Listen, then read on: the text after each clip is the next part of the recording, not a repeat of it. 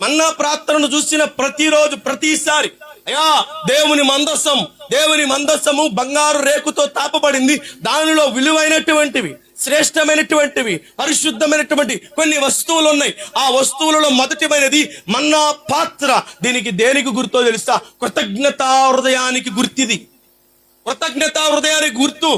ప్రియమైనటువంటి దేవుని ప్రజలారా, దేవుడు మనకు అనుదినము దయచేస్తున్న దానిని బట్టి, అనుదినం అనుగ్రహిస్తున్న దాన్ని బట్టి దేవునికి కృతజ్ఞతులై మనం జీవించాలి.